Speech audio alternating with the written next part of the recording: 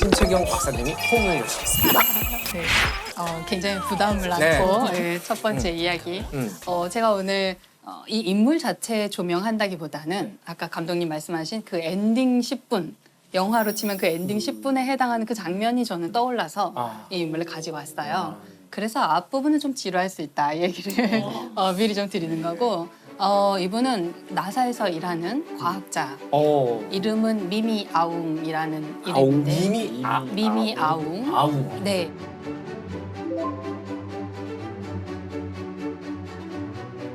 이제 미얀마 분이시고 미국에서 오랜 세월 동안 근무하셨었고 놀라운 기술을 가진 공학자인데요. 요즘에 우리가 화성을 탐사하는 로버를 보내고 거기에 화성에 헬리콥터도 보냈어요. 네. 기사 본 것 같아요. 아주 작은 헬리콥터인데요. 그 헬리콥터 이름이 인제뉴어티라는 헬리콥터인데요. 날개는 한 1.2m 정도인데 안에는 굉장히 본체는 굉장히 작고 가볍고 한 2kg 정도도 안 되는. 아니 저는 화성에 헬기를 뭐가 보냈다가 다시 이륙시켰다는 게 생각보다 업적이 상당히 미미하다. 미미한. 미미한. 근데 그게 어느 정도 어려운 일이고 그리고 그게 왜 중요한 건가요? 거기서 헬리콥터를 띄우는 게? 화성은 대기가 희박하기 때문에 날개를 엄청나게 빨리 돌려야 겨우 조금 한 몇 미터 떠보는 정도예요. 지상에서 실험할 때는 얘를 아예 진공 챔버에서 실험을 해요. 지구에는 진공에서? 대기가 너무 많잖아요. 네. 근데 화성에서 작동하는지 확인하려면 진공 챔버에 넣어야 될 정도로 이분이 한 6, 7년 정도 열심히 그 팀을 이끌면서 최대한 가볍게, 최대한 날개는 엄청 빠르게 돌아야 돼요. 그러니까 그 약간의 네, 공기 아주 약간의 한 1% 정도, 거군요, 지금. 1%의 공기를 가지고 1%? 뜨겠다. 네, 라는 거죠. 굉장한 도전이었다고 했고 사람들이 그거를 인류가 비행기를 발명했던 사건과 맞먹는다 라고 표현했어요. 이제 화성에 대해서 탐색할 때 화성 주위를 도는 인공위성을 보내거나 아니면 화성 표면에 착륙하거나 이 두 가지밖에 할 수 없었어요. 표면에서 이제 로버가 열심히 걸어다니면서 바퀴를 굴러가면서 힘들게 운전을 해서 되게 느리거든요, 속도가. 아주 오랜 시간 이제 진행하면서 이제 탐사를 하게 되는데 헬리콥터를 타고 갈 수 있으면 살짝 떠서 좀 날아가서 내려가면 금방 이동할 수 있잖아요. 네. 그리고 이제 1%밖에 안 되지만 대기에 무엇이 있나 이런 것들을 탐사하는데 되게 좋은 수단인데, 그래서 우리가 이제 그런 그 헬리콥터, 화성 헬리콥터에 대해서 말할 때 새로운 차원을 하나 추가한 것이다. 그 정도? 이렇게 표현을 했어요. 근데 사실은 그 정도 환경이면 뭐 달도 있을 테고 가까워. 네. 근데 왜 하필 화성으로? 왜 화성까지 가야 했냐면 하루가 24시간 한 조금 넘어요. 25시간은 안 되고 24시간 조금 넘거든요. 그나마도 인간이 가서 혹시 방문하게 된다면 조금 더 우호적인 곳이다라는 거고요. 그러니까 인간이 굉장히 익숙한 생활 리듬으로 우주 비행사들이 거기서 활동할 수 있어요. 그리고 화성엔 그래도 1%지만 대기가 있긴 있어요. 달에는 없죠. 달에는 없으니까 달에서는 헬리콥터 비행기를 띄울 수가 없거든요. 아예 불가능해요. 달에서 날아다니려면 이렇게 점프를 잘하면 돼요. 점프해서 멀리 가서 떨어지는 이런 것들이 이제 요즘에 개발하고 있고요. 재밌긴 하겠네요. 네. 높이. 어렸을 때도 트램폴린. 그렇죠. 퐁퐁이 그거. 트램폴린. 퐁퐁처럼. 재밌겠다. 근데 그 인물이 왜 흥미로운 거예요? 근데 미미아웅. 네. 그 엔딩을 향해서 이제 가야 되는데요. 벌써 엔딩이에요? 되게 영화가 짧네요. 단편 영화제로 하죠. 그분이 미얀마에서 미국으로 오는 과정, 뭐 이런 거를 다 하다 보면 그 전반부가 갈 것 이분이 같은데. 태어나기는 미국에서 태어났는데 부모님이 이제 유학생이었고 유학 갔던 시절에 낳았던 아기인데 2살도 안 돼서 다시 미얀마로 돌아가요. 부모님이 그냥 다시 귀국하셨어요. 청소년일 때 혼자서 다시 미국으로 유학을 갑니다. 그래서 혼자서 되게 거기서 잘 공부도 열심히 하고 해서 성공적인 케이스로 나사에 입사를 하게 돼요. 근데 사실 나사에는 그렇게 알려지지 않았지만 평범한 과학기술인들이 많이 있어요. 꼭 우리가 여성이라고 말할 필요도 없고, 그렇죠. 예, 뭐 그렇죠. 우리도 아시아인이라고 편견이 싫어요. 말할 맞아요. 필요도 없고, 우리가 사실 집중하는 것은 이제 수석 뭔가 대표를 맡은 부서의 장이라든지 굉장히 집중 조명을 하게 되고, 그 밑에서 일하는 평범한 사람들에 대해서는 얘기하지 않잖아요. 어쩌면 그분도 그냥 평범한 어떤 직원이었던 거예요. 근데 이분이 이제 자기 커리어를 착착 잘 쌓아서 부서장 정도 되는 그 특정 관측기기의 장을 맡게 됐고, 그 열심히 해서 성공을 해낸 거예요. 이분을 제가 이제 처음 알게 된 것은 그 화성에 헬리콥터가 도착해서 헬리콥터 첫 비행 시연을 하는 것을 유튜브로 당시에 라이브 중계를 했거든요. 그렇죠. 생중계를 보고 있었는데 같은 옷을 이제 맞춰 입은 팀원들이 옷을 맞춰 입고 그 관제실로 보이는 곳에서 이렇게 신호를 계속 기다리다가 성공했어라는 신호가 왔을 때 이렇게 다 같이 환호하는 그런. Confirmed that Ingenuity has performed its first flight. 이분이 서류를 이렇게 책상에 여러 가지 서류를 갖고 있었는데 이 소식을 딱 듣자마자 뭐 여러분 우리가 뭐 이렇게 중요한 일을 했습니다 이런 짧은 연설을 한 다음에 이걸 찢어요.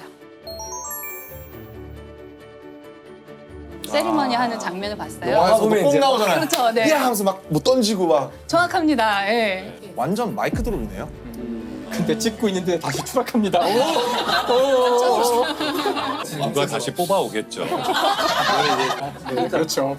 이분이 그런 세리머니를 하는 그 장면이 굉장히 이제 이 서류를 찢는 장면으로 화제가 되었는데 지금 열심히 노력하고 있는 어떤 아직 이루지 못한 과학자들한테 약간 자신이 그런 세리머니 하는 어떤 서류도 찍고 막 이런 장면이 있는 것을 자기가 상상해 보면 목표가 너무 멀리 있다고 생각될 때 도움이 되지 않을까. 그래서 그런 좀 소개도 해드리고 싶었고요. 이게 사실은 이런 세리머니가 과학적 성과랑 아무 관계가 없는 것 같지만 필요하다는 생각도 들어요. 저는 너무 공감해요. 그래요? 네네네. 과학자들도 뭔가 조금 자기 자랑, 과학자들 약간 자기 자랑하기가 굉장히 어렵거든요. 과학자가 정말 못하는 일 중에 하나인데 해야 된다는 생각이 사실 들어요. 그걸 보시는 국민들, 전 세계에 있는 지구인들 모두가 좀 희망을 갖고 관심을 가져줄 수도 있는 것 같아요. 이런 당연히. 예를 들면 우리가 누리호 로켓 발사 성공했을 때 이제 실패를 몇 번 하다가 마침내 성공했을 때 성공하는 장면을 또 그때도 이제 생중계를 했잖아요. 다누리호. 네. 그때 이제 그 연구소의 관계자분들께서 그 관제실에 앉아 있다가 우리가 흔히 생각할 수 있는 뭐 성공했습니다 그러면 막 와 이런 거를 할 줄 알았는데 여기가 약간 너무 경직된 분위기였던 거예요. 이분들이 약간 너무 긴장 많이 하셨고 이거 혹시 실패할까 봐 너무 긴장도 두려움 많이 때문에. 하시고 그래서 어떤 분이 종이를 이렇게 소심하게 이렇게 네 이렇게 해보셨어요. 약간 밤낮 없이 준비해온 연구진의 노력이 결실을 맺었습니다. 그런데 그게 또 그 장면이 계속 다시 반복 재생되잖아요. 유튜브에서. 그 유튜브 생중계 댓글 중에 세금 아깝지 않네. 이게 있어요. 이 짧은 몇 마디 네. 아주 짧은 문장인데 그 세금 아깝지 않네가 아주 그냥 과기부와 연구원과 아주 여러분들에게 너무 희망을 줬거든요. 그래서 이렇게 하면 국민들이 승인해 주시는구나. 그리고 우리가 다음 일을 할 때 또 그래 니네 개발해봐. 조금 실패하더라도 해봐. 이렇게 국민들이 허락해 주시는구나. 이렇게 느껴져요. 근데 우리가 그런 세레모니도 하고 하면서 일반 사람들과 좀 더 소통을 많이 해야 그분들이 천문학자가 뭐 하는지를 알아야 그래 니네 해봐라고 말씀해 주시죠. 그런 점에서도 좀 필요하지 않나. 네. 저는 진짜 막 멋을 내주셨으면 좋겠는 게 전 진짜 천문학자가 멋있어서 천문학자가 되고 싶었거든요. 갈릴레이가 막 따지고 막 해서 그런 신화적인 장면들을 앞선 분들이 만들어주시면 제2의 니미 아웅님이 나오실 수가 있는 아주 사소한 계기가 될 수도 있지 않을까. 이게 만약에 이 니미 아웅 네. 이분이 그럼 헬기를 띄우는데 실패했어요. 그러면은 이분은 지금 언급도 되지 않았을 테고. 아니에요. 다음 비행에 성공했을 거라고 저는 생각합니다. 근데 이제 네.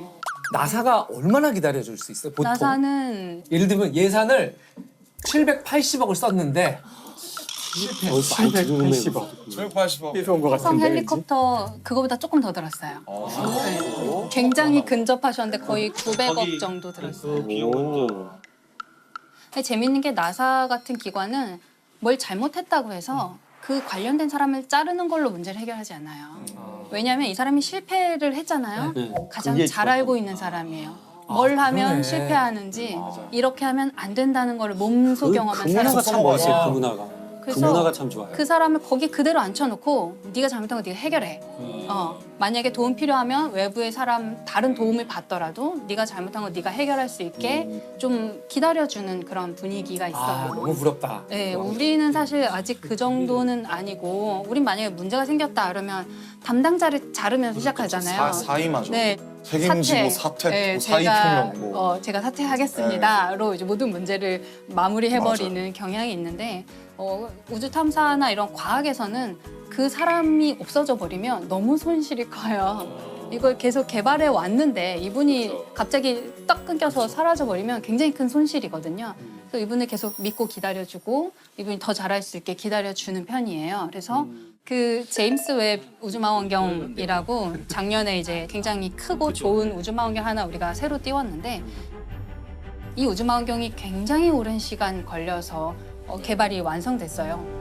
처음에 시작했을 때에 비해서 한 20몇 년 걸려서 지연되고 또 지연되고 해서 개발비가 어마어마하게 많아지게 되겠죠. 눈덩이처럼 인건비가 불어나잖아요.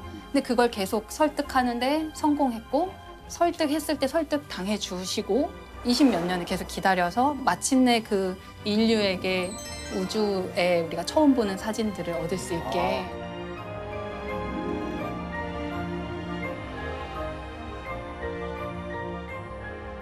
제임스 웹 우주망원경의 전신이라고 할 수 있는 허블 우주망원경을 사람들이 처음에 허블 우주망원경이 처음 올라갔을 때는 막 많은 사람들이 경쟁을 해서 관측을 쫙 여러 가지를 했어요. 그러고 나서 허블 우주망원경의 수명이 아주 상태가 너무 좋아서 임무를 연장시키고 하다가 나중에는 아주 엉뚱한 제안을 누가 한 명이 해요. 아무것도 보이지 않는 곳을 한번 방향을 보자. 틀자. 네, 보통 이제 보이는 것을 더 잘 보려고 근데 다 미쳤다고 하는데 그랬다면서요. 막 네, 그 기회를 아무것도 날리냐. 없는 데를 보자. 근데 아무것도 없기 때문에 아주 오랫동안 지켜봐야지 희미하게 볼 수 있는 거예요. 그래서 이 비싼 우주망원경의 시간을 내가 한 열흘 쓸게. 뭐 예를 들면 이런 식으로. 그리고 며칠 동안 아무것도 없는 곳을 열심히 봤는데 그 안에 수천 개의 은하가 있는 거예요. 아무것도 없다고 생각한 공간에.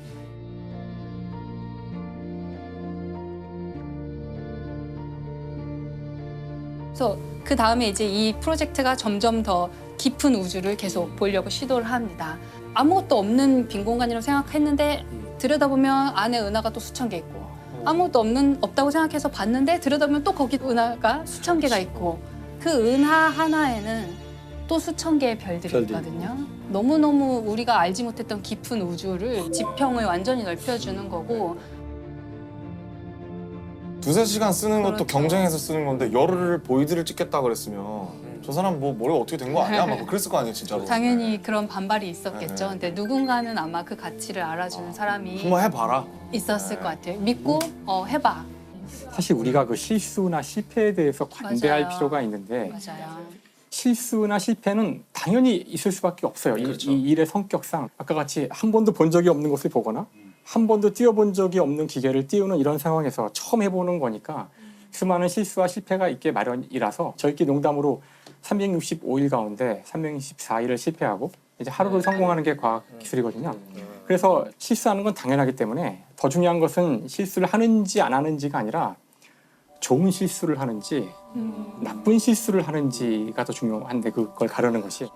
그러니까 좋은 실수를 하기 위해서는 첫 번째 실수를 숨기지 말아야 돼요. 그렇죠. 다른 사람한테 숨기지 않는 것은 물론이고 여기서 더 중요한 포인트는 자기 자신도 속이지 말아야 돼요. 자기 합리화? 자기 자신도 속이고 싶을 때가 있거든요. 그럴 것 같아요. 그렇죠. 예, 과학기술계 네, 자기 그런 사건들이 자신을 있었죠. 속이면 안 되고 그 다음 두 번째로 중요한 것은 실수가 이제 시작되는 시점들이 이거 잘못했나? 이럴 때 그 실수를 끝까지 완벽하게 완수해야 돼요. 제대로 실수해야 돼요. 실수인 줄 알면서도 실수가 끝까지 진행될 때 이거 뭐야 하고서 아니면 숨기거나 그만두는 네. 게 아니라 어차피 지금 안 됐을 때에도 정신을 차리고 그 전 과정을 기록을 해야지만 이 실수가 반복되지 않거나 또는 이 실수가 아닐지도 모르는데 그렇죠. 섣불리 판단한 거거든요. 그래서 그렇죠. 실수를 제대로 저지를 것. 그래서 이것이 저희가 보통 이야기하는 실수를 잘하는, 좋은 실수를 하는 방법이에요. 그 아까 실패 말씀하셨는데 문화예술계도 그런 게 있어요. 그러니까 예술가들을 지원하는 다양한 것들이 있는데 네. 괜찮은 나라와 괜찮은 문화를 가진 곳일수록 결과를 즉각적으로 요구하지 않아요. 네네. 그냥 그 아티스트가 와서 우리 기금을 받고 1년 동안 왔다 가고 10년 후에 결과가 나와도 그때 반영하면 되잖아요. 우리 출신의 누군가가 이런 훌륭한 소설을 썼다. 그런데 그런 문화가 없는 곳일수록 와 있는 동안에 왜 아무것도 안 해? 이 사람 와 있는 동안에 지역 주민에게 뭐 교육도 좀 시키고 소설을 써서 결과물을 내지 않으면 네. 예술가가 놀고 먹는다고 생각하는 거죠. 세금을 낭비했다고 생각해서 마치 그런 것 네. 같아요. 그러니까 우리가 대학을 평가하는 기준이 취업률로 이제 평가를 하잖아요. 그렇다면 예체능은 취업률에선 쓸모없는 곳이에요. 그러니까 대학을 취업률로만 평가한다는 것은 마치 그 한 나라의 가치를 거기 있는 사람들의 출생률로만 평가하는 거랑 마찬가지죠. 무언가 그 창조적 결과가 나오기 위해서는 때로는 상당히 많은 시간들이 필요한, 언제 나올지도 모르고 그런 사람들한테 가장 중요한 것은 먼저 기다려주는 그런 태도가 있어야 되지 않을까. 그 제가 좋아하는 일화 중에 하나가 예전에 아폴로 달 탐사 준비하던 시절에 당시에 이제 린든 존슨 대통령이 나사 건물 방문했는데 거기에 이제 어떤 분 굉장히 즐거워한 막 이렇게 막 춤도 약간 들썩들썩하면서 즐겁게 일을 하고 계시는 것 같대요. 그래서 뭐 하는데 이렇게 즐거우시냐라고 여쭤봤더니 그분은 이제 건물 청소를 하시는 분인데 사람을 달에 보내는 일을 하고 있습니다라고 답변을 하셨대요. 야 멋있다. 네, 너무 멋지죠. 저는 진짜 멋있다. 그거 정말 되게 중요한 마음가짐이고 또 반대로 우리도 너무 조명받는 사람들 말고 그 밑에 숨겨져 있는 수많은 함께 노력해 주신 분들을 좀 기억해 줬으면 좋겠다는 생각이 들었어요. 이제 아폴로 시대에 좀 숨겨진 영웅 중에서 한 분을 오늘 말씀드려 보려고 아폴로 우주복을 만들었던 재봉사 여러분들께 이제 상을 드리고 싶다.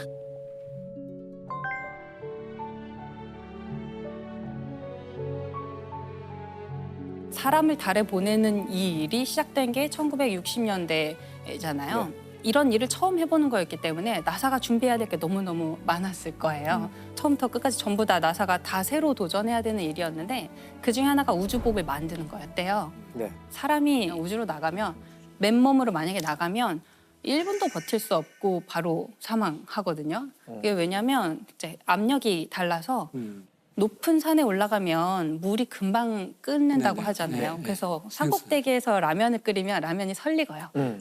아직 뜨겁지 않은데 물이 끓어버려서 산만 올라가도 물이 금방 끓어버리는데 더 높이 올라가면은 물이 얼마나 금방 끓겠어요.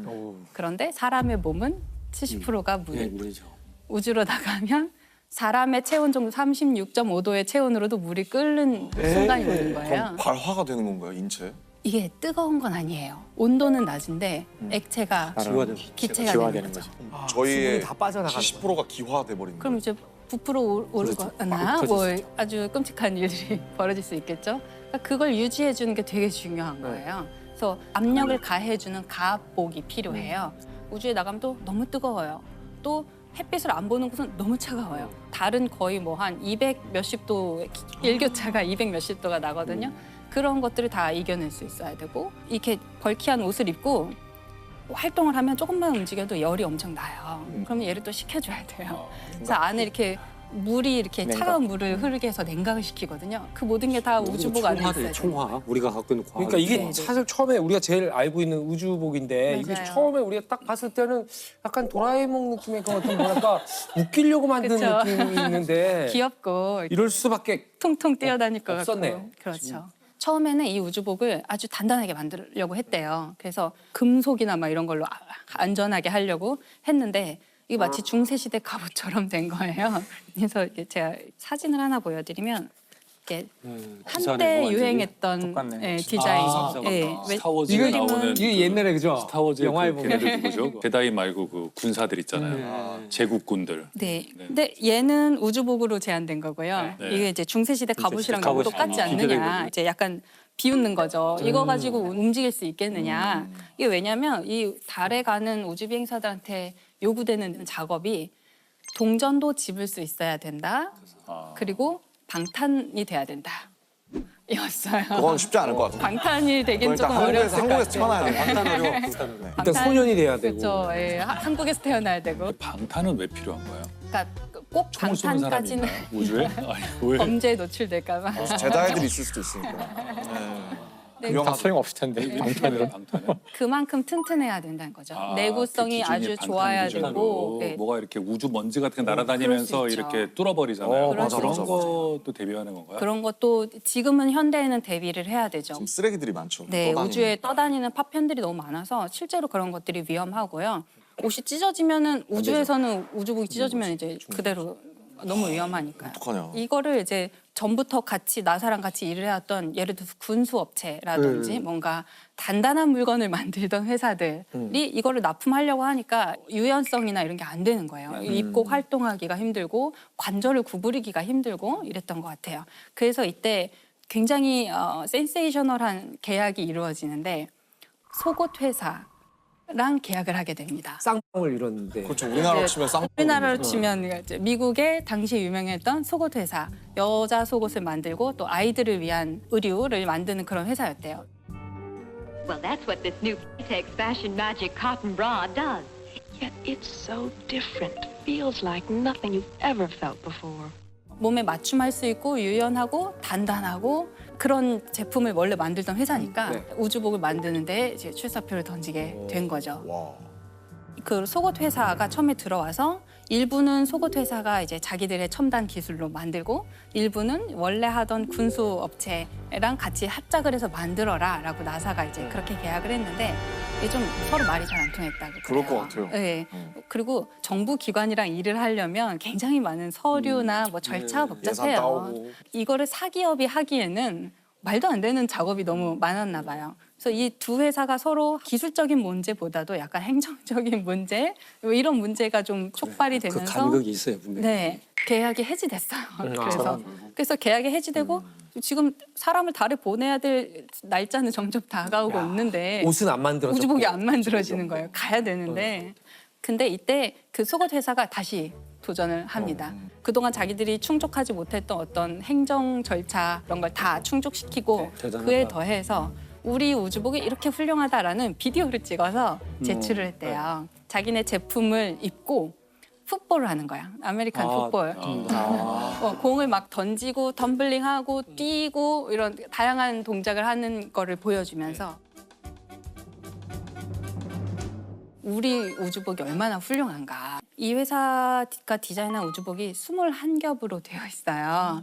그러니까 이제 안에는 냉각을 시키는 장치가 안에 있고 가압복이 있고 온도를 견디는 거, 유연하게 만드는 거, 우주에 있는 물질로부터 보호하는 거 이런 식으로 층층이 해가지고 21겹이나 되는 거예요. 그리고 얘가 그 아기들 입는 일제복? 한 벌만 네, 입는 옷을 우주복이라고 아, 아, 하잖아요. 아, 예. 그게 위아래가 붙었어. 붙어 있는 옷이거든요. 네. 상의 하의가 붙어 있는 옷인데 아 그걸 우주복이라고 불러. 그 우주복이라고 불러요. 네, 그게 이제 이 우주복 컨셉에서 온 거죠. 한 벌에 다 붙어 있는 옷이에요. 오.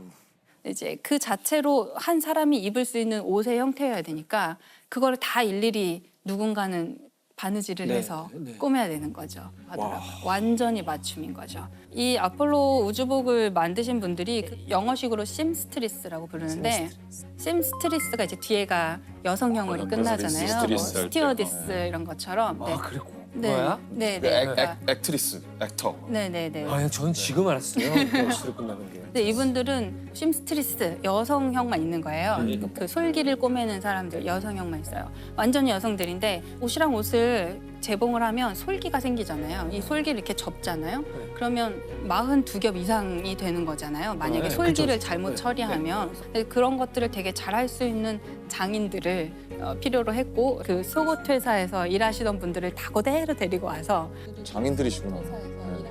그 인터뷰가 있어요. 그 엘리노어 포레이커라는 분이 이제 대표로 인터뷰하신 것이 있는데 나 애기 그 바지를 만들고 있었는데 갑자기 누가 오더니 An engineer came to me and asked me if I would mind trying something else. And I said no. 이번엔 대사이즈야. 이러면서 그렇죠. 조그만 우주복 만들다가 이제 그래서 뭔지 모르고 괜찮아요라고 했더니 우주복을 만들러 갔다고. 진짜 황당했겠다. 영광이네요. 어찌 보면. 그렇죠. 그분은 이제 역사에 남으신 거죠. 그분들이. 근데 이때 그 재봉하는 게 네. 대단한 기술이었다고 하더라고요. 원래 이제 재봉틀은 드르르륵 하고 받고 가잖아요. 근데 그렇게 하다가는 무슨 일이 일어날지 모르니까 기계를 쓰긴 했는데 한 번에 한 땀만 뜰 수 있게 해서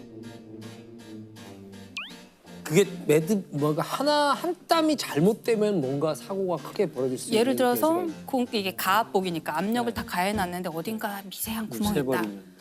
압력이 슉 빠져나가고 그러면 이제 우리의 체액은 어떻게 되는 거죠? 증발할 수도 있고. 네. 이게 압력이 높으니까 작은 틈도 평소에도 문제가 안 되더라도 네. 압력 높은 상태는 큰 문제가 돼요. 이 솔기가 터지면 안 되고 또 만약에 실수로 핀이 남아 있으면 압력복에 하고 큰일이 나잖아요. 우리가 사실 옷을 만들 때 핀을 되게 많이 꼽아서 옷을 만들게 되는데 핀이 남아있는 나를 확인하려고 엑스레이도 집어넣고 그랬다고 하더라고요. 이 재봉사들도 처음에 정말 일이 막 많았을 때에는 잠을 못 자고 야근을 많이 했다고 하더라고요. 아침에 새벽 5시에 퇴근해서 아침 7시에 다시 출근하는 날도 많았다고 하시더라고요.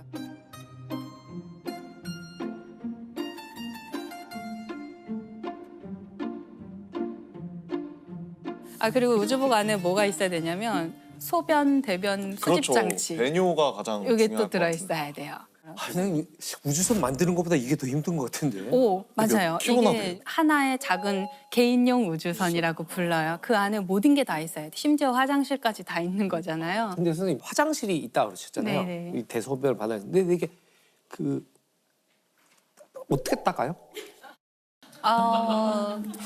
일단 아니, 궁금하지 않아요? 입고 있는 동안은 닦을 수 없고요. 닦지는 네. 못할 것 같아요. 근데 닦을 필요도 없게 다 아주 되겠죠. 근접하여 수집하는 장치가 있고요. 그 되게 재밌는 일화가 하나 있는데 당시에 네. 다 우주인들이 남성이었기 때문에 신체랑 그 관을 연결하는 그 첫 번째 부품을 이제 사람 신체의 크기에 맞게 맞춤형으로 만들어야 되는데 그 이제 처음에 만들 때 대중소가 있었대요.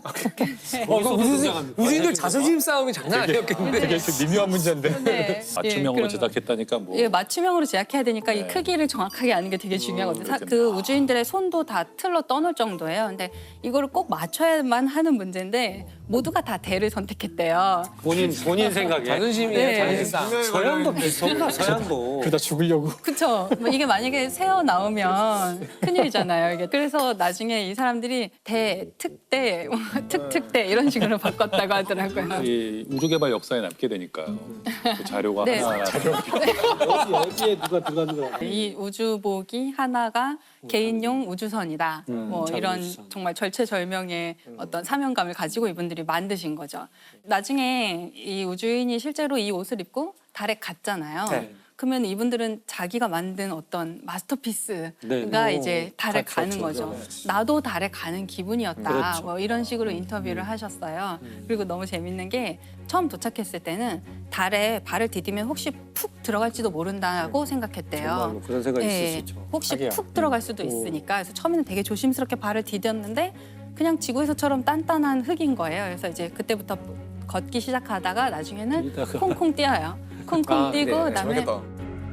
Hippity hoppity, hippity hoppity, hippity hopping over hill and dale.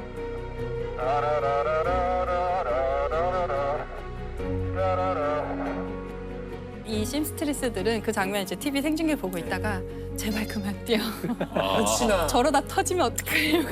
그렇겠다. 제발 그만 뛰어 이랬대요. 근데 그 콩콩 뛰더니 나중에 급기야 달리기 시작하거든요. 그래서 제발 다시 그만해. 충분해. 됐어. 다시 사다리 타고 빨리 우주선 들어가.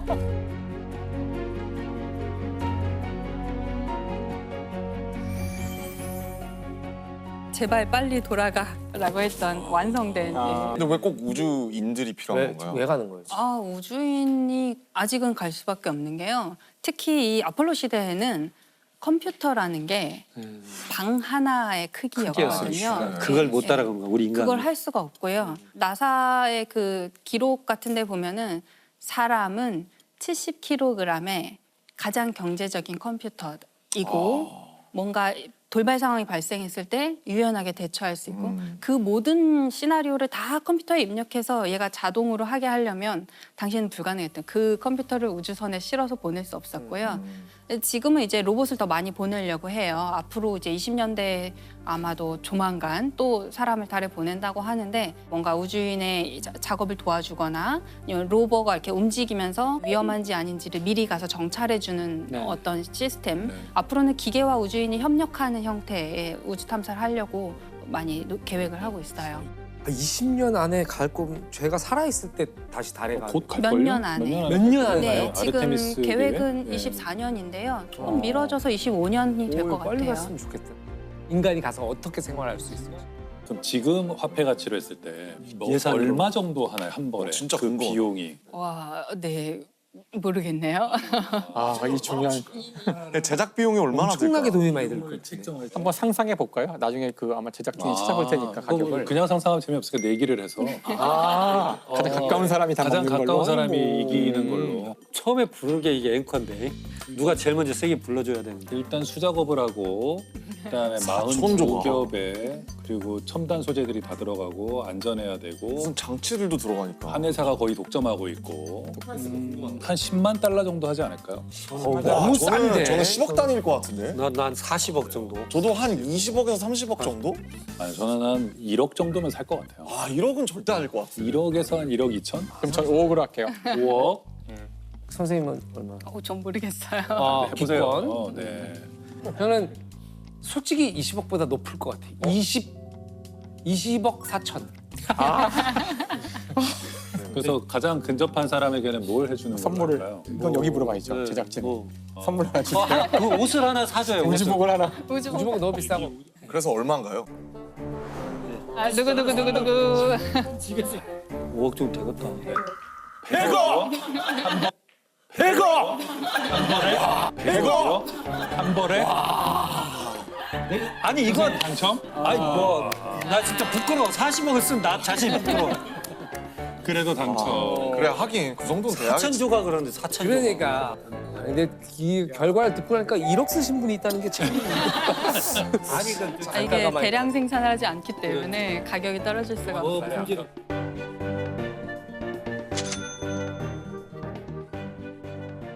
우리 결론이 100억이 아니잖아요. 뭐 되게 더 하시려고 했던 것 같아요. 아니 그렇죠. 예, 결론은 그래서 우리가 아폴로 프로젝트를 생각하면 뭐 닐 암스트롱이나 우주 비행사들만 생각을 하는데 아폴로라는 거대한 프로젝트 뒤에 재봉사라는 굉장히 우리가 생각조차 하지 못했던 기여하신 분들이 있다는 걸 기억을 할 때 또 다른 프로젝트에서도 좀 숨겨져 있는 그러나 너무나 중요한 일을 하셨던 분들을 좀 기억해 보면 좋겠다 그런 생각.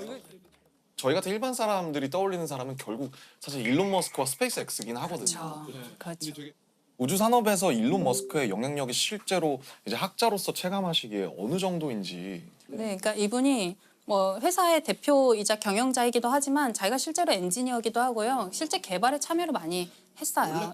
원래 페이팔을 만들었었죠. 네. 페이팔을 하면서 돈을 엄청 끌어모아서 네. 그걸로 성공한 돈을 이제 우주에다가 뿌리고 있죠, 지금.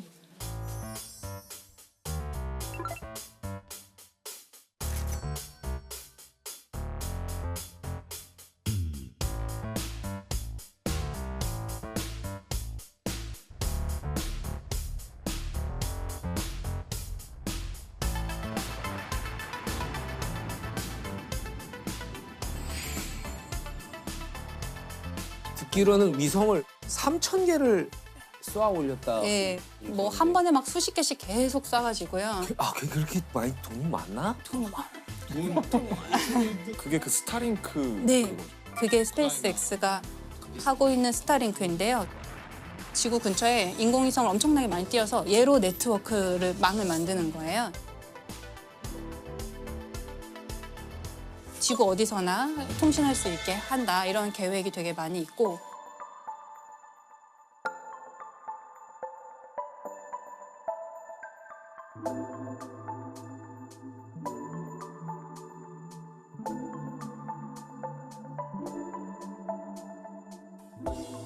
사실 정말 궁금했던 게 인공위성을 스페이스 X에서만 쏘아 올린 게 3,000개가 된다고 하잖아요. 궤도가 커서 그런지 그렇게 여러 국가에서 인공위성을 막 수만 개를 쏘아 올렸을 것 같은데 부딪히거나 그러지 않나요?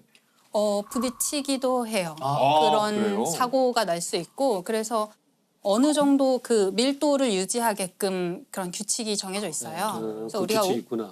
우주로 쏘아 올리는 모든 물체는 등록을 해야 되는데요. 등록할 때 이제 우리가 어느 궤도로 보낼 것이다, 임무 수명이 어느 정도다, 임무가 끝난 다음에 어떤 식으로 폐기할 것이다 이런 이제 대략의 계획이 있어야 되거든요. 근데 문제가 되는 것은 거기에 참여하지 않고 자력으로 등록하지 않는 물체를 올리기도 해요. 왜냐하면 이게 등록 안 했다고 해서 처단할 수 없거든요. 뭐 거기로 가서 불법도 뭐 이렇게 아니고. 할 수도 없고 그렇죠. 그러니까. 그 갔는지도 모르니까 이제 지구 규모에서는 뭐 새로운 게 올라왔는지 안 올라왔는지를 알기는 어렵잖아요. 그래서 거기에 이제 참여하지 않으면 그런 미확인 비행 물체들이 정말 근데 네. 진짜 최근에 뭐 이렇게 기사 보니까 우크라이나 전에 전쟁에 있어서 그것들의 정보를 제공하거나 이런 위성들을 우리가 이제 파괴하겠다. 그러면 만약에 거기서 쐈다. 그럼 미국이 가만히 있지 않을 테고. 이러면 진짜 우주 전쟁이 벌어지는 거 아니에요? 그래서 그 상대방 국가의 인공위성을 요격하는 기술을 이제 많이 개발하고 있는데 큰일 났다. 큰일 났어. 역시. 스타워즈라고 그러죠. 그러니까 옛날에. 스타워즈네. 그거를 처음에 실험을 해야 되는데 우리가 실험을 남의 나라 위성을 진짜 요격하는 실험을 할 수는 없잖아요. 그러면 그래서 전쟁 나니까. 자국의 오래된 위성, 폐기해야 되는 위성을 자기가 격추하는 그러다 실험을 해요. 잘못 격추하면 할 수도 있고. 자기네가 이제 실험적으로 격추를 했다. 폐기에 대해서 격추를 하면은 완전히 다 없어지는 게 아니잖아요. 사실은 그래요. 파편들 쓰네, 끼고. 맞아요. 그런 일이 실제로 일어날 수 있고 파편들이 굉장히 문제가 많이 되죠.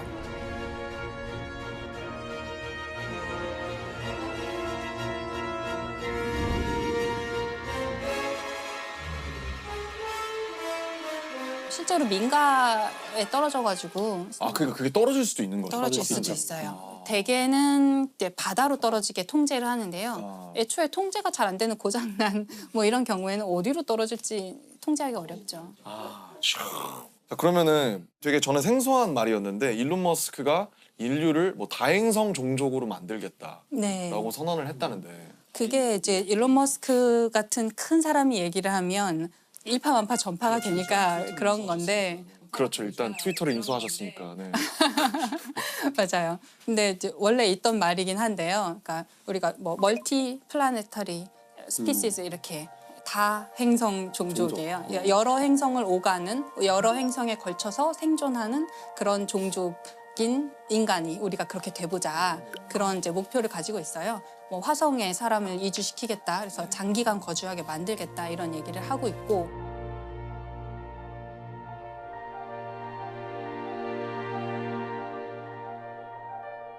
화성에 인류를 화성에 보내겠다는 계획을 제안하는 곳은 꽤 있었는데 그 중에 가장 잘하고 있고 가장 잘 살아남아 있고 진짜 할 것 같은 데가 스페이스X예요. 그렇구나. 일론 머스크가 50년 내에 화성에 정착촌을 세우겠다. 네. 그게 가능성이 50년 어느 정도 되는 거라고 보세요? 50년은 좀 도전적인 목표일 것 같긴 한데요. 예를 들어서 스페이스X가 제안하고 있는 개념 중에 우주에서 주유하는 게 있어요. 주유요? 네, 기름을 넣는 거예요. 기름 넣는 네. 거. 왜냐하면 멀리 가려면 또 방향을 많이 바꾸려면 연료가 많이 필요한데 연료는 무겁잖아요. 그게 기름이에요? 우주선 연료도? 네, 등유를 쓰기도 하고 고체 연료를 요즘에 쓰기도 하고 아무튼 그런 이제 우주 공간에서 막 돌아다니려면 연료가 있어야 되는데 연료가 무겁잖아요. 네. 그 무거운 거를 우주로 쏘아 보내려면 또 연료가 많이 필요해요. 그렇겠네요. 그러면 또 연료를 많이 주면 또 무거워요. 이게 이제 로켓 방정식의 저주라고 사람들이 얘기하는 로켓 공식인데. 방정식의 저주. 네, 지구를 탈출하기 위해서 드는 연료와 에너지량을 계산하는 건데요. 네. 연료를 많이 싣고 가고 싶은데 그러면 연료가 또 필요하고 이거예요. 그래서 어디선가 타협점을 어디선가 찾아야 되는데 스페이스X 같은 데서 제안하는 거는 일단 띄워요. 일단 해서 우주공간 띄워놓고 기름만 가지고 있는 연료만 가지고 있는 우주선을 또 띄워서 우주공간에서 도킹을 시켜서 급유를 하는 거예요. 그래서 주유를 해주고 얘는 다시 지구로 돌아오고 그럼 얘는 우주공간에서 이제 더 멀리 갈 수 있는 에너지를 다시 갖게 되잖아요. 미 공군이 사용하는 공중급유기를 우주에서 하겠다는 거죠. 네, 그걸 이제 좀 더 큰 규모로 하려고 하는 거죠. 그래야지 화성까지 가서 화성에서 착륙했다가 뭐 만약에 필요하면 화성에서 다시 돌아올 수도 있고 또 다르게 접근하는 데도 있는데요. 예, 아랍에미리트 연합이라는 아랍에미리트 연합이라는 이게 나라가 돈이 많아서 그런가요? 그렇죠. 그렇겠죠. 네. 일단 자본이 뭐 네, 거기는 이제 석유로 자본을 많이 가진 네, 나라고 네. 그런데 석유가 한계가 있잖아요. 그렇겠죠. 언젠가는 바닥 날 거란 말이에요. 그러면 석유를 가지고 경제를 부흥시킨 이 나라는 다음 단계를 이제 준비를 미리 해야 되죠. 대비를 해야 돼요. 네. 그것은 개인 과학자의 차원이 아니라 어쩌면 국가 차원의 네. 미래를 위한 대비일 수도 있겠어요. 이 아랍에미리트가 화성에 2117년까지 도시를 만들겠다. 2117년. 네, 2117년까지 이제 그 계획을 2017년에 발표하면서 아, 100년 100년 내에 안에. 하겠다라고 한 건데요.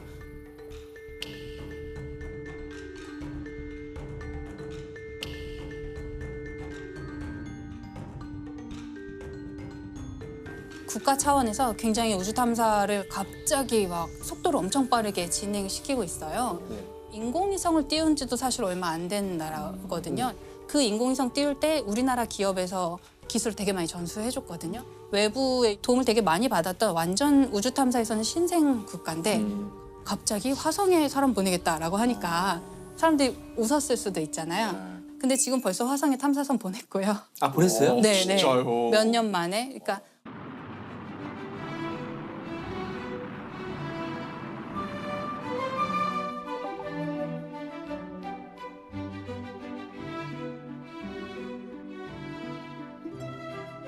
원래는 어떤 한 국가가 열심히 준비를 해서 화성 탐사선 정도 보내려면 한 10몇 년 정도 준비를 해요. 개발 기간.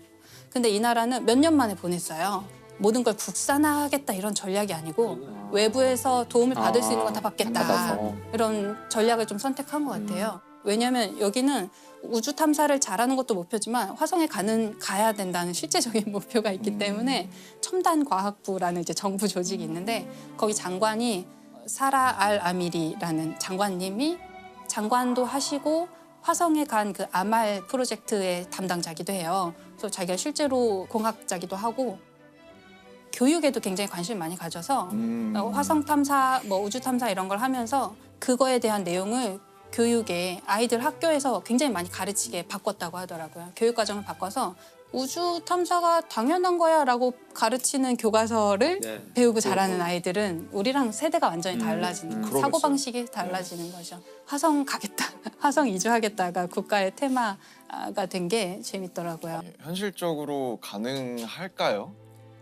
제 세대에서는 가는 거는 가능도 할 것 같아요. 네. 근데 가서 장기적으로 존재하느냐 그리고 또 가서 번식을 하고 다음 세대까지 살 수 있게 하느냐 그거는 조금 더 먼 미래가 아닐까 싶은데요. 되게 재밌는 게 그거를 우리나라 외교부에서 연구를 한 적이 있어요. 그래요? 네. 근데 왜 외교부죠, 근데? 그게?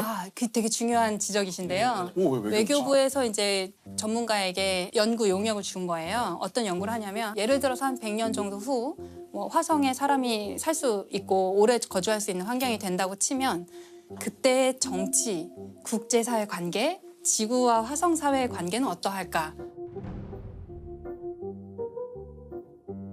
화성을 정치적인 어떤 국제 관계로서 보는 거군요. 네, 가면 네. 외교부 직원이 파견 나가야 되는 거죠. 그럴 수도 있죠. 줘야 되는지, 투표권을 줘야 되는지. 그렇죠. 그리고 화성에 오래 생존을 하고 있으면 이 사람들이 자치권을 요구할 수도 있죠. 우리 더 이상 뭐 한국 사람 안 하고 우리 나라 세울 거야 이럴 수도 있고. 그러니까 지금은 우주 공간에 있는 것은 다 평화적으로 사용해야 되고 누가 개인이나 어떤 국가가 소유할 수 없어요.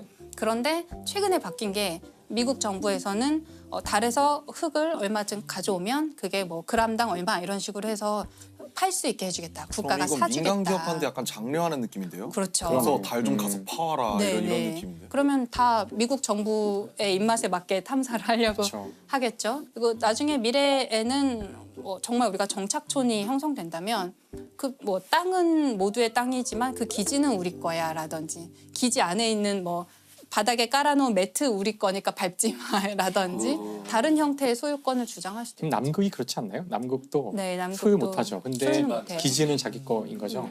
저는 화성도 만약에 여러 정착촌이 여러 나라 정착촌이 있다면 결국에는 우리 여기서 일어나는 일은 지구까지 보고하는데 몇 년 걸리고 우리끼리 해결하는 뭔가를 만들자고 분명히 있을 문제는 지구에 자꾸 뭔가 시킬 거거든요. 네. 야 너네 뭐 좀 채취해서 보내. 뭐 좀 정작 화성에 있는 사람들이 그걸 하려면 우주복 입고 나가갖고 너무 힘들고 막 이런데 아 이거 언제까지 우리가 이거 지금 계속 받아야 되지? 이런 순간이 올 거라고 생각해요. 독립하겠죠. 네, 독립하자. 이거 연락 끊자. 손절. 야. 맞아. 이걸 누가 했냐면 그런 게 이제 국제 정치나 이런 거를 연구해 본 경험이 있는 사람들이 네. 잘할 수 있는 거죠. 그걸 전공하셔서 석사를 받으시고 SF 소설을 쓰고 있는 배명훈 작가님이 그걸 했어요.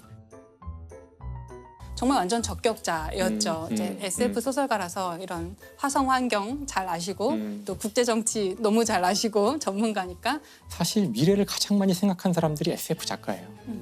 맞아요. 그래서 사실 미래를 알고 싶으신 분들은 SF를 보면 되거든요. 맞아요. 책을 보면 돼요. 책을 보면 지금 오늘 우리가 한 모든 이야기에 대한 모든 가능성, 여러 가지 가능성들을 이미 다 생각해서 글로 써놨고 심지어는 이야기하지 않은 것도 다 쓰여 있거든요. 맞아요. 네. 아마 그것이 우리가 미래를 시뮬레이트하는 가장 좋은 방법이 뭐 해보는 것보다 SF 소설을 보는 거죠. 선생님 그 갑자기 지금 말씀 듣다가 생각나는데 첨성대 네. 말이죠. 뭐 신라 시대 때 만들었던. 근데 아마 밑에 들어가서 보면은 사각 틀만 보였을 텐데. 아, 네네. 올라가서 본 거죠. 그 틀까지 올라가서 네모 구멍 창문 같은 게 있잖아요. 그 안에 들어가면 또 제2의 사다리가 있어서 맨 꼭대기에 네모 근처까지 가서 거기서 뭔가를 관측을 모았을 했을 것이다. 것이다. 그런 것이 그러니까 그 신라 시대의 천문 기록들이 남아 있는데 그걸 보면은 첨성대가 만들어진 그 이후에 엄청나게 많은 데이터가 늘어나요. 이렇게. 신라 때는 왜 그렇게 별 관측을 많이 하려고 했던 건가요? 그러니까 아마 신라 시대 때도 첨성대가 있었던 시절에는 아마도 뭐 선덕여왕이 첫 번째 여왕이었으니까요. 보통은 이제 남성 왕이 있는데 여성이 왕을 하게 될 때 혹시 조금 더 누군가 왕권의 정당성에 대해서 의문을 도전하면 안 되니까. 품을 수 있을 때 아마 그런 일을 하지 않았겠는가 짐작해 볼 수 있죠. 우리가 뭔가 정통성이 있고 하늘이 내린 왕조다. 이런 식으로 이제 어필하고 싶을 때 하늘의 움직임을 읽을 수 있는 왕권이 되게 중요하게 평가가 됐잖아요. 그래서 조선 개국 때 별자리 지도를 새로 만들라고 이제 합니다. 그게 이제 우리 10,000원짜리 지폐 뒷면에 있는 천상열차 분야 지도라는 하늘에 이렇게 나열되어 있는 것들을 구획을 나누어서 지도로 만든 것이다. 근데 제가 초등학교 4학년 때 친구네 외갓집에 놀러 간 적이 있었는데 굉장히 산속이었고 암흑천지에 전 도시에서만 자라가지고 티가 나지 않습니까? 도시에서만 도시 자라서 남자. 그런 것 같기도 하고. 원래 밤이라는 게 이렇게 어두운 거, 이 어둠이 이렇게 공포스럽다는 생각을 해본 적이 없거든요. 근데 지금 말씀하신 그런 종류의 충격을 다룬 소설이 있어요. 네. 밤의 전설일 거예요, 제목이. 밤의 전설.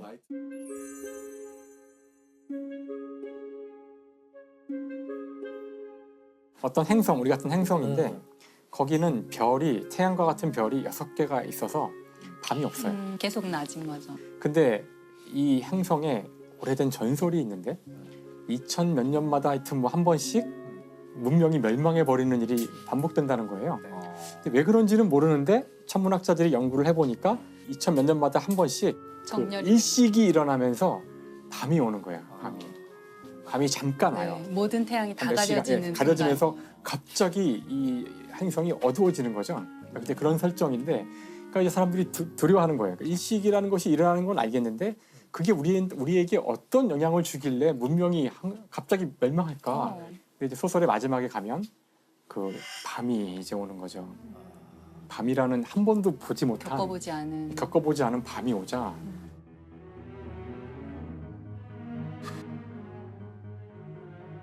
그러니까 서서히 이제 어두워지면서 그 순간 별이 처음으로 별이 쫙 보이는 건데,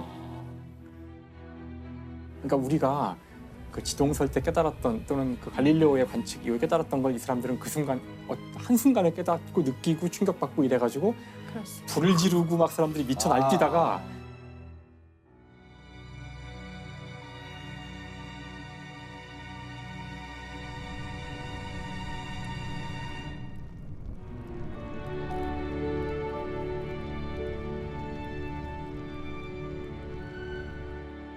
결국 문명이 스스로 망하는 거예요. 멸망하는. 네. 그러니까 밤이 오는 것 때문에 망하는 건데 그 예상을 못하는 거예요. 한 번도 밤을 본 적이 없으니까. 감이 무서워. 아니 지금 갑자기 나온 얘기인데 물리학자 병따개 발명가가. 근데 옛날에는 우리 어렸을 때 이런 분을 척척 박사라 그랬어요. 아,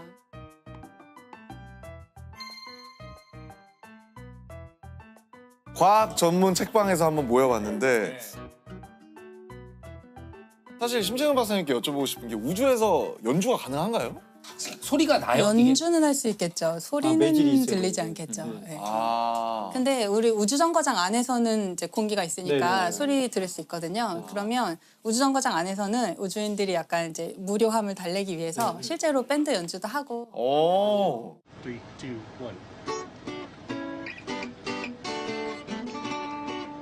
쓰레기통 같은 거 뒤집어서 드럼으로 쓰고. 기묘한 식의, 경험이죠. 예. 그러면 이렇게 뭐 이렇게 표면에서 하는 거는 불가능한 거네요. 연주를 하는 건 의미가 얘는 없는 거네요. 달처럼 생겼는데 달에서는 안 될 것 같고요. 화성에서는 될 것 같고. 가능하겠네. 대기가 있으니까요. 네, 여기서 가능합니다. 근데 소리가 없어도 이렇게 이게 진동이니까 아, 이걸 진동은 손을 대면 되면 느껴지지 않을까요, 소리가? 있을까요?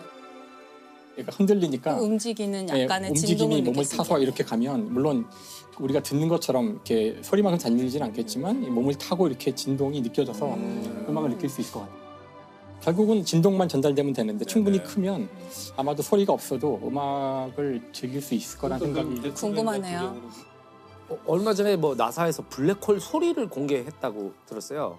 그게 아, 네네. 우주의 소리가 전달이 안 되잖아요. 그렇죠. 전달은 안 돼서 네. 그건 이제 블랙홀을 우리가 관측을 하면 이렇게 파동이 이렇게 퍼져 나오는 거를 관측했는데 그거를 사람이 들을 수 있는 주파수로 변환해서 그러니까 우리가 그냥 짐작 정도로 할 수 있게 이제 음향화 소리가 해준 어떤가요? 거고요. 막 왠지 따라라라라라 이런 건 아닐 거 아니에요. 그렇게 빨아들이는. 아름다운 소리는 아니었고 약간 기괴한 소리 아. 이렇게 막 공포 영화의 배경음악으로 나올 것 같은 그런 소리이기도 했는데 네네.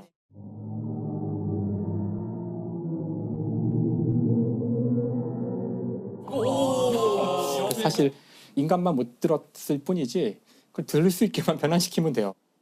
여기 우주에 대한 사진도 우리가 보지 못하는 그런 빛들이 많이 오지만 우리가 보고 싶잖아요. 그러니까 그 적절한 규칙으로 그냥 색깔을 막 칠한 거거든요. 대부분은. 아 그래요. 그래서 많은 것들이 그래요. 그래서 우리가 성운이라고 해서 엄청 아름답게 보이는 막 깜짝 놀랄 만한 이런 그렇게 안 것들도 다 보이죠. 예, 사실은 그렇게 그렇게는 안 보여요. 보여요.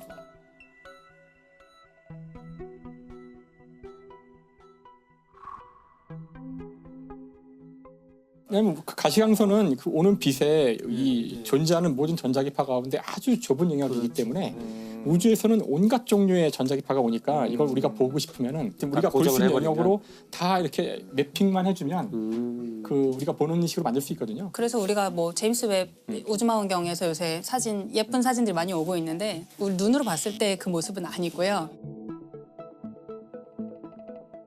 그럼 색칠 공부를 하신 거였단 말이에요? 이제 적외선이었던 거를 가색이라고 저희는 표현하는데 가짜색이라는 뜻의 가채색을 해서 색깔을 조금 바꿔요.